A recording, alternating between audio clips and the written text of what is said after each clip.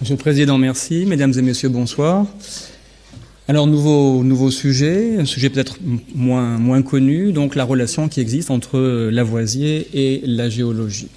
Alors, quand on regarde le tableau de David qui est très connu, on voit apparaître beaucoup d'instruments propres à la chimie. Si l'on lit l'éloge que Berthelot fait de Lavoisier en 1889, si on revient sur les deux communications qui ont été faites, celle de M. Casida et Mme Foch, il y a une évidence qui s'impose, Lavoisier est un chimiste et nul ne saurait évidemment en douter. Pourtant, avec la communication aussi de Patrice Bray, on a pu voir également que Lavoisier était aussi un homme à multiples facettes et, en l'occurrence, il fut aussi un géologue. Alors, notre propos aujourd'hui est d'essayer de comprendre en quoi il y a un lien assez fort entre Lavoisier et la géologie, et en particulier un lien qui était finalement plus fort que le lien qu'il avait avec la chimie. Autrement dit, ce lien avec la géologie s'était imposé avant ce lien avec la chimie. Alors, notre propos tournera autour de deux axes principaux. Nous reviendrons d'abord sur ses années de formation, à travers donc sa formation, on pourrait dire, universitaire, et l'apprentissage qu'il a fait de la géologie en compagnie de Jean-Étienne Guettard, donc qui est inscrit dans l'intitulé de notre exposé. Et puis, nous aborderons ensuite ce qu'on pourrait appeler le legs de Lavoisier, en particulier ses productions, ses pratiques, ses idées, et également sa collection minéralogique. Alors, première partie, revenons d'abord sur sa formation, et en essayant de la relier justement à la géologie.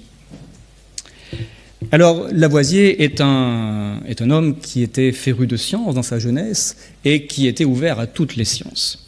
Alors, il a commencé ses études parisiennes au collège Mazarin, donc le collège des Quatre Nations, anciennement le collège des Quatre Nations. Avec un petit problème de diapositive. Bon. Vous ne verrez pas la diapositive alors. Donc ce collège était extrêmement intéressant parce que c'était un des rares collèges à l'époque, voilà, merci, qui ouvrait en l'occurrence sur l'enseignement des sciences, en particulier l'enseignement des mathématiques, en plus des matières habituelles comme la rhétorique, la littérature, l'histoire ou le latin. Lavoisier intègre ce collège en 1754 à l'âge de 11 ans. Alors dans ce collège Mazarin, décidément, j'ai un souci. Voilà.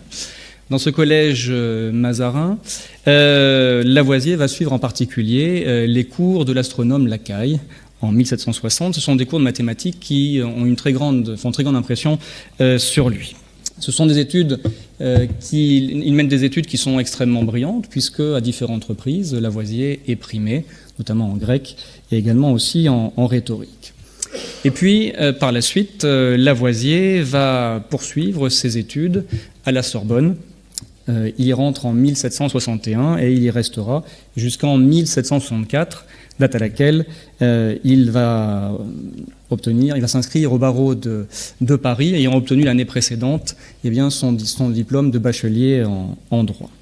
Alors pourquoi est-ce que Lavoisier quitte finalement le collège des Quatre Nations pour s'orienter vers la Sorbonne? La raison est simple, son père le pousse vers des études de droit, et le droit est à l'époque une carrière, un passage obligé pour quiconque veut suivre ensuite ou faire carrière dans l'administration royale. Alors tout en étant à la Sorbonne et donc en s'intéressant au droit, Lavoisier continue de s'intéresser toujours aux sciences et de toucher un petit peu à toutes les sciences.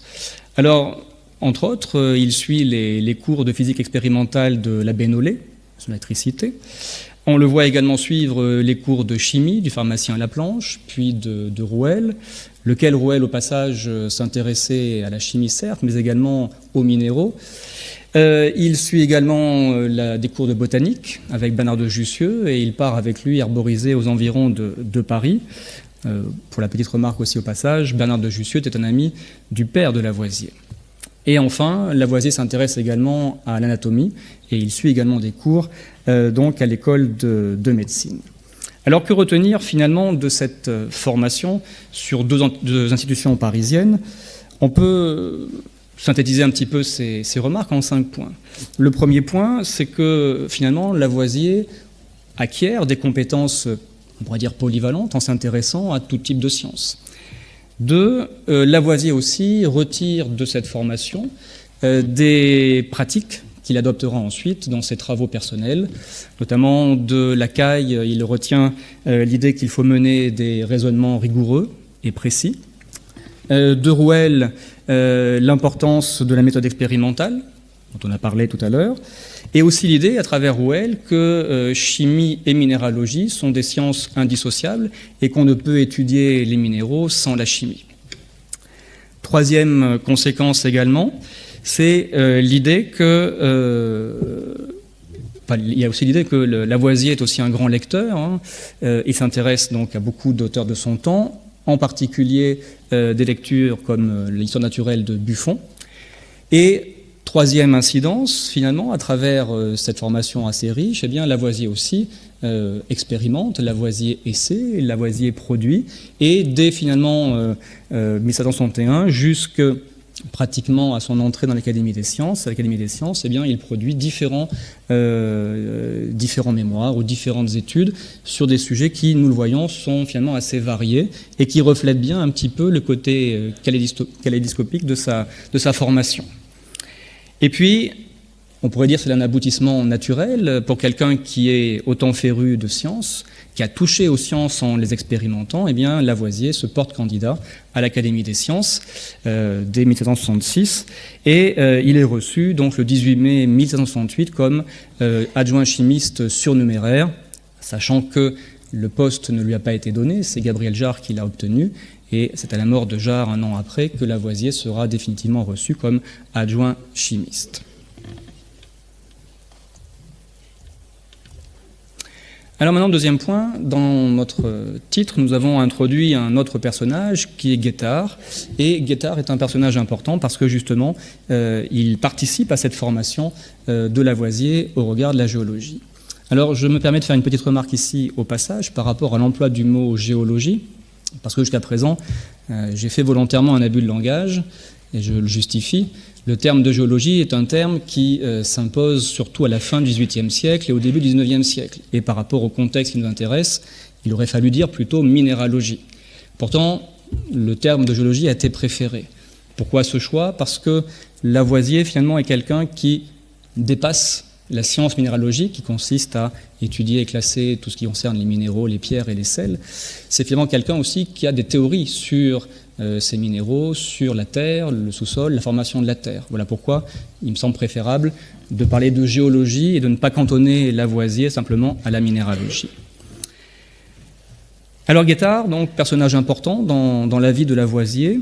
Disons quelques petits mots sur lui pour faire connaissance un petit peu avec ce personnage emblématique. Alors, Guettard est quelqu'un qui est l'ami du père de Lavoisier et qui va prendre en charge l'éducation, on pourrait dire, donc géologique de Lavoisier. Dans le titre, on a suggéré une transposition avec Mentor et Télémaque. Mentor était un ami d'Ulysse et le précepteur de son fils, Télémaque.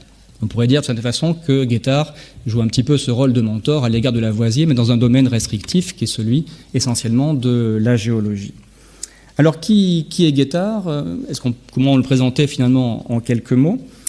C'est un académicien des sciences qui est rentré donc, dans cette institution en 1743, donc l'année de naissance même de Lavoisier. Par sa formation initiale, c'est un botaniste, c'est comme tel qu'il rentre à l'académie. C'est quelqu'un qui, dans sa vie, dans sa carrière, n'a pas été simplement qu'un académicien botaniste, et donc forcément aussi un minéralogiste ou un géologue. C'est quelqu'un aussi qui a eu des activités annexes. En particulier, il était médecin. On trouve souvent le docteur Jean-Étienne Guettard. C'est quelqu'un également qui occupait la fonction de conservateur du cabinet surnaturel du duc d'Orléans. Il était aussi à l'occasion son médecin attitré. Et il fut également censeur royal. Donc quelqu'un qui avait, un peu comme Lavoisier, de multiples occupations dans son existence. Guettard est un élève de Réaumur. Il en était également aussi le collaborateur. D'une certaine façon, Guettard a été aussi quelqu'un qui a poursuivi, sur certains aspects, les travaux de Réaumur, notamment par rapport à la production du papier ou la production de porcelaine. Et enfin, dernier point pour présenter Guettard, un petit peu à la manière de son maître, Réaumur, c'est quelqu'un d'extrêmement polyvalent. Donc botanique, on l'a dit, il a fait la minéralogie bien sûr, il a proposé des mémoires de médecine, travaillé sur l'hygiénisme, la météorologie. Bref, c'est quelqu'un qui a touché un petit peu aussi à beaucoup de sciences, comme c'était assez fréquent finalement à cette époque. Alors au moment où Lavoisier et Guettard développent une relation géologique, qu'est-ce qui fait que Guettard finalement est un personnage aussi qui est connu en son temps? Alors au moment où Lavoisier et Guettard commencent à travailler ensemble, en 1763, eh bien Guettard s'est distingué par plusieurs découvertes, ou en tout cas par plusieurs innovations. Alors l'une de ses premières innovations, c'est la mise au point de ce qu'on appellerait des cartes minéralogiques, qui sont assez novatrices en Europe. Il y a peu d'exemples à cette époque-là. Beaucoup d'historiens ou de scientifiques y avaient pensé, très peu sont allés jusqu'au bout. Un des précurseurs, si on peut dire, c'est le comte Marsigli, qui, comme on le voit ici, avait proposé toute une série de cartes. Alors là, c'est une carte qui ne correspond pas forcément à l'idée qu'on s'en fait aujourd'hui, dans la dimension de carte minéralogique. Et le comte Marsigli avait travaillé au début du XVIIIe siècle sur le bassin du Danube. Et il proposait différents types de cartes sur différentes thématiques, l'hydrographie par exemple, la géographie, mais c'était quelqu'un qui ne se focalisait pas d'une manière globale sur l'aspect minéralogique, alors que Guettard, lui, va privilégier avant tout la minéralogie. Alors Guettard, justement, va proposer différents types de cartes à différentes échelles, petite ou grande échelle, comme ici une carte sur le Canada. Il proposera d'autres cartes, sans s'être pour autant déplacé. C'est le cas ici pour le Canada. Il a également essayé de travailler sur les États du Levant. Il s'est également intéressé à l'Auvergne, où il s'est déplacé, où il est allé. Donc on le voit avec des cartes un peu différentes, de différentes échelles. Et c'est quelqu'un en tout cas qui est précurseur dans ce sens-là en Europe. On doit aussi à Guettard d'être le premier à découvrir un gisement de kaolin en France. C'est une substance minérale qui est essentielle à l'époque pour fabriquer la porcelaine. Et la France, à l'époque, ne maîtrise pas la production de porcelaine. Et donc cette découverte d'un gisement permet justement de dynamiser la fabrication de porcelaine en France. On doit également aussi à Guettard d'avoir découvert la nature volcanique des montagnes d'Auvergne en 1752. Et aussi bizarre que cela puisse paraître, il faut dire aussi que Guettard est le père de l'histoire naturelle polonaise, puisqu'il a vécu en Pologne entre 1760 et 1762, et qu'il a, durant son séjour là-bas, travaillé sur beaucoup d'aspects de l'histoire naturelle polonaise, botanique, minéralogie, météorologie, et qu'il est considéré donc à ce titre, par les spécialistes de la question, comme vraiment le père fondateur de ce pays, l'histoire naturelle de ce pays. Alors, on a évoqué ici un lien fort d'un point de vue géologique. Il ne faut pas non plus oublier qu'il y a également un lien épistolaire très fort entre Lavoisier et Guettard, et que ce lien épistolaire commence dès 1760, et la correspondance entre Lavoisier et Guettard est pour l'instant inédite. Elle est en cours de publication et elle apparaîtra dans le supplément à la correspondance de Lavoisier. Alors, troisième point, le lien entre Guettard et Lavoisier est essentiel, et notamment il va prendre toute sa force, sa substance, à travers un projet qu'on appelle donc l'Atlas minéralogique de la France. Alors quelques mots sur ce projet, parce qu'on va justement y voir à l'œuvre Lavoisier, et c'est vraiment un moment important dans sa formation comme géologue. Alors l'origine de ce projet est un mémoire de Guettard, dont vous voyez le titre apparaître sur l'écran, avec une carte à côté. Donc c'était une carte qui essayait de montrer qu'il y avait entre la France, essentiellement plus la moitié nord de la France et le sud de l'Angleterre, qu'il y avait en tout cas une régularité au niveau de la disposition des couches minéralogiques. Et Guettard donc se sert de différents figurés, de différents symboles, empruntés soit à la chimie, soit inventés par ses propres soins, pour recenser finalement les ressources du royaume de France. Il y a une perspective ici qui est utilitaire et qui doit aussi intéresser évidemment l'État.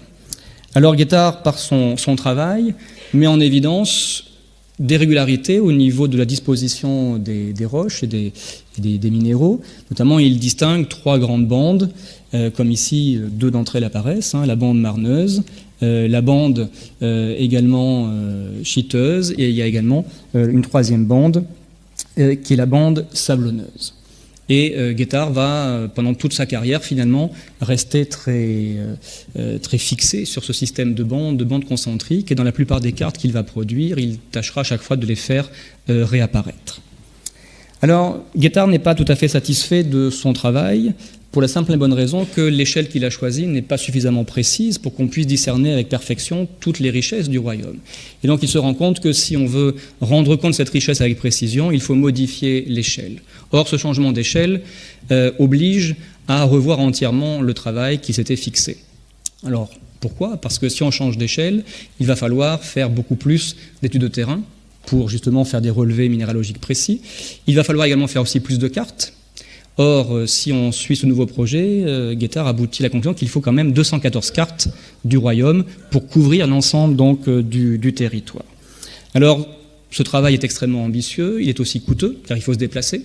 Et Guettard obtient le soutien de Bertin, qui était contrôleur général des finances et qui avait aussi en charge le secteur des mines au niveau de l'État. Et c'est Bertin qui voit l'utilité de ce projet et qui va financer l'entreprise de Guettard.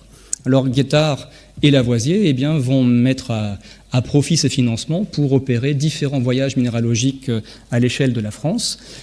En gros, entre 1763 et 1767, cette dernière date étant la date d'un voyage extrêmement important, qui est le voyage en Alsace-Lorraine, qu'ils accomplissent tous les deux. Alors, au cours de ces différents voyages, durant lesquels donc, ils vont collecter beaucoup de minéraux, durant lesquels ils vont aussi faire beaucoup de prises de notes, de rapports, Lavoisier va se distinguer par des pratiques innovantes, on y reviendra dans la seconde partie, en particulier, notamment en utilisant le baromètre, alors que Guettard, lui, voit dans le baromètre un outil surtout météorologique, Lavoisier prend conscience que cet outil peut servir à mesurer les hauteurs, donc à déterminer plus tard des couches stratigraphiques. Alors, les deux hommes ne pouvant pas non plus tout parcourir, ont recours à des questionnaires, comme ici, nous avons ici un exemplaire d'un de ces questionnaires. Donc, ce sont des questionnaires qui sont adressés aux représentants, aux intendants dans les provinces et de la même façon à leurs relais sur place, pour justement ramasser, collecter le maximum d'informations quand on ne peut pas aller partout dans le royaume. Et ce genre de pratique, ce genre de questionnaire rappelle la grande enquête qui avait été faite sous le régent Paray-Aumur en 1716-1717. On voit quand même un lien entre ces deux questionnaires. Alors, le projet de l'Atlas ne va pas malheureusement aboutir comme les deux hommes le souhaitaient. En 1777, les deux hommes sont remplacés par Monet, qui est inspecteur des mines à l'époque.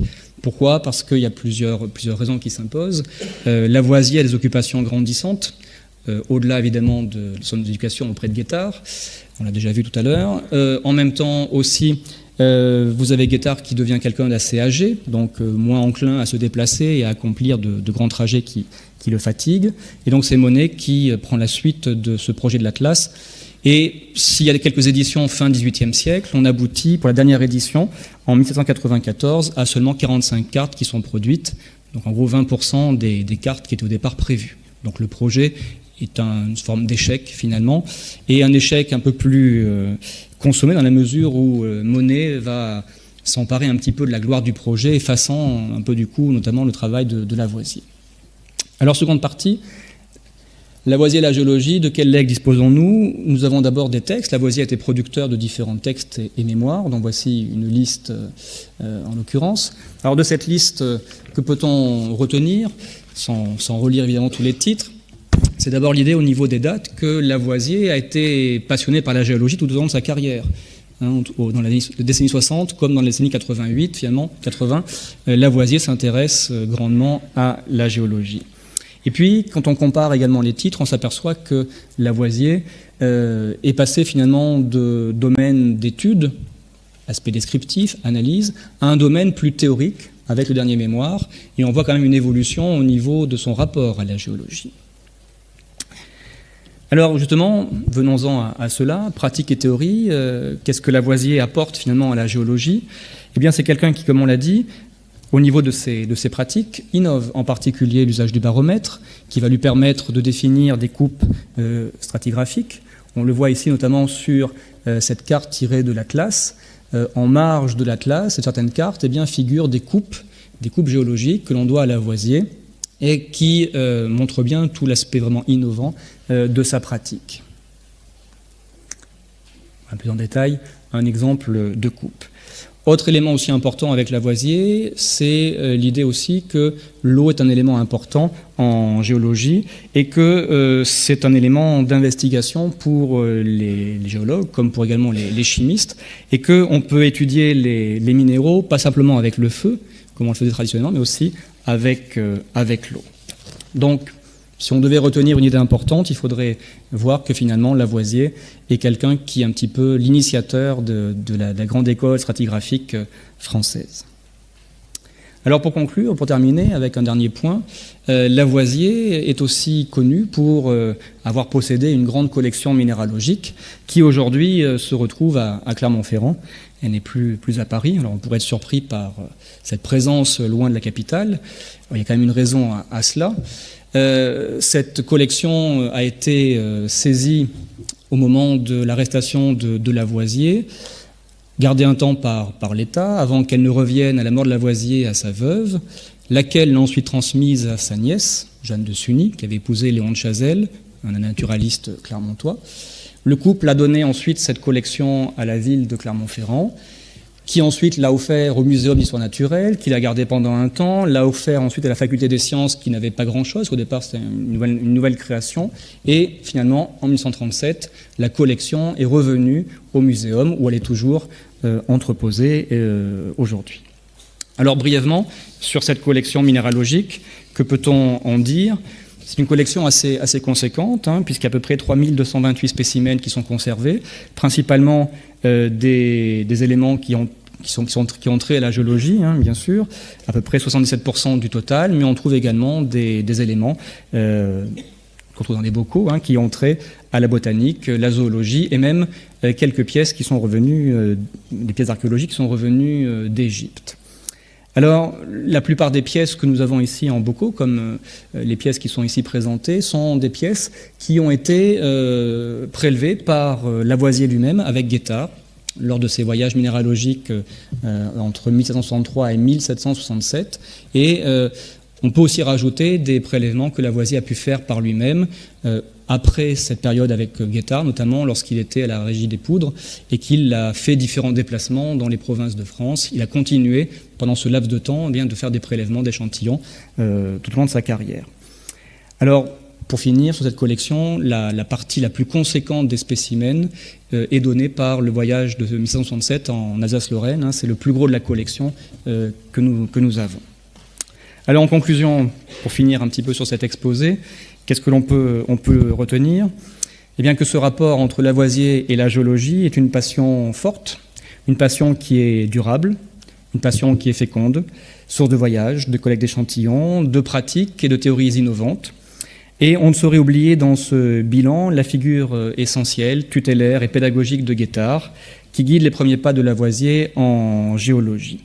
Et comme cela arrive souvent, force est de constater que dans ce registre, eh bien, l'élève, par sa réflexion et son talent, a dépassé son maître. Merci.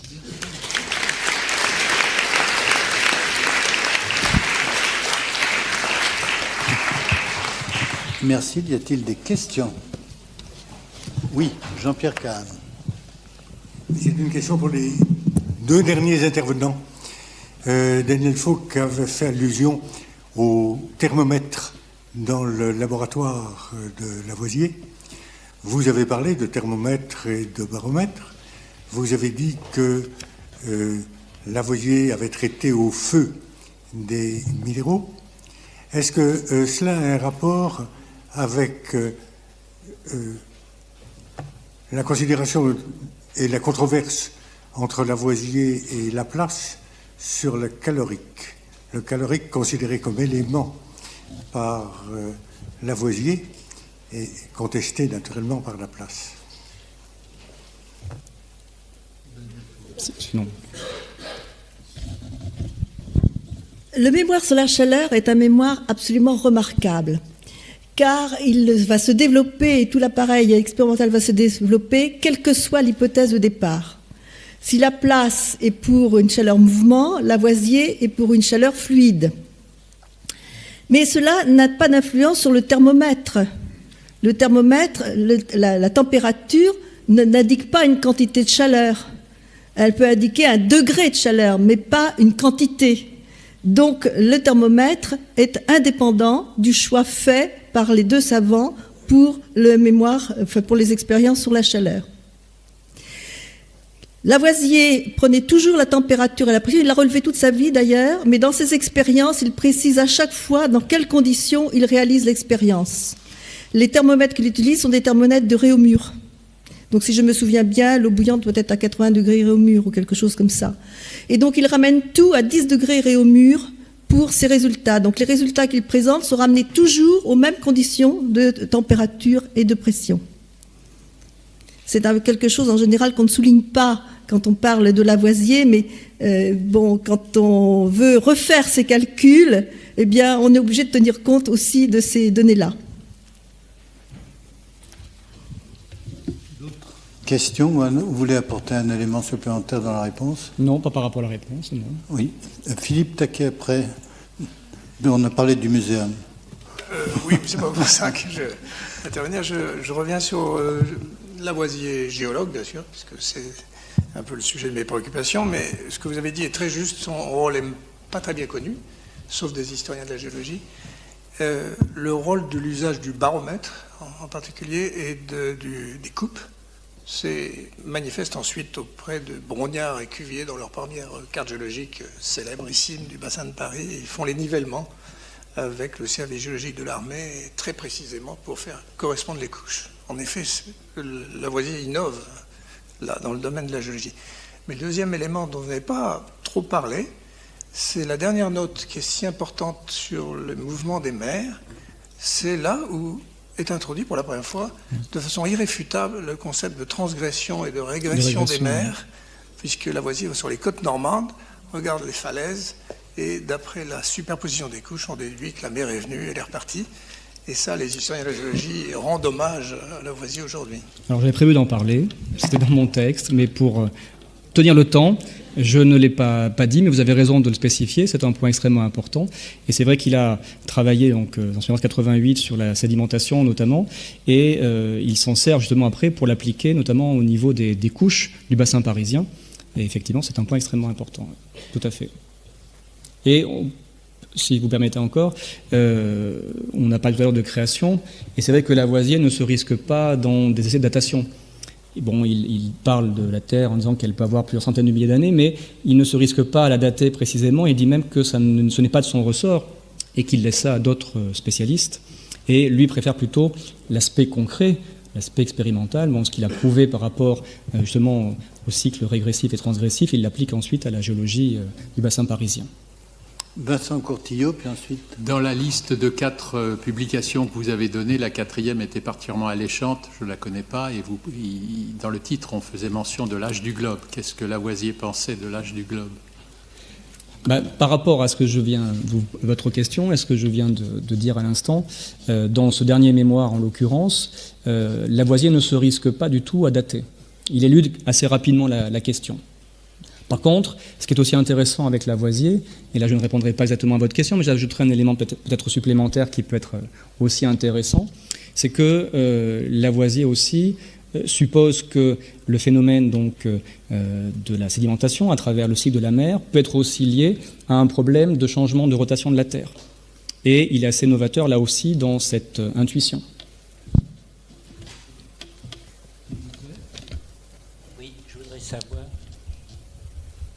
voudrais savoir si Guettard et Lavoisier, pour faire le découpage des cartes géologiques de la France en 214, il y a 214 et 214, ne sont-ils pas inspirés des cartes de Cassini? Alors oui, si, c'est juste dans la partie, on pourrait dire, topographique, dans la partie relevée, tout à fait. Il y a une base. Hein. Et en même temps aussi, Guettard est accompagné de plusieurs personnes d'importance. Bon, dans Mémoire de 46, c'est le géographe Philippe Boache qui réalise cette carte. Après, on sait qu'il y avait également Dupin-Triel qui était associé à l'entreprise. Donc beaucoup d'académiciens aussi ont collaboré à ce projet. Et au XVIIIe siècle, justement, est-ce qu'il n'en faisait pas quelques sondages quand même? Parce que c'était une observation visuelle au niveau des coupes géologiques, je pense, mais est-ce qu'on réalisait déjà des petits sondages ou pas pour déterminer les minéraux qui étaient en dessous de la terre arable? Alors, on en faisait, oui. Après, ce n'était pas non plus généralisé, puisque dans le cas qui nous intéresse, Guettard et Lavoisier ont une approche complètement opposée. D'ailleurs, sur beaucoup d'aspects, autant les deux personnages sont très proches, autant ils sont très opposés sur beaucoup d'aspects, notamment cette pratique de la géologie. Guettard, lui, reste sur une lecture plutôt horizontale des sols, alors que Lavoisier, lui, a une perception qui est plus verticale. Et au passage, on a, si vous me permettez, une petite remarque supplémentaire, puisque vous réévoquez le lien entre Guettard et Lavoisier. À l'inverse d'un Lavoisier qui est assez carriériste, finalement, et qui est ambitieux, Guettard est plutôt un phénomène complètement opposé. C'est un homme de la modestie, un homme qui ne recherche pas la gloire et qui préfère des fois s'effacer et laisser la gloire pour d'autres. Ça me semble aussi intéressant de le préciser et de voir que même si le maître est avec son élève, des fois l'élève ne reprend pas tout du maître.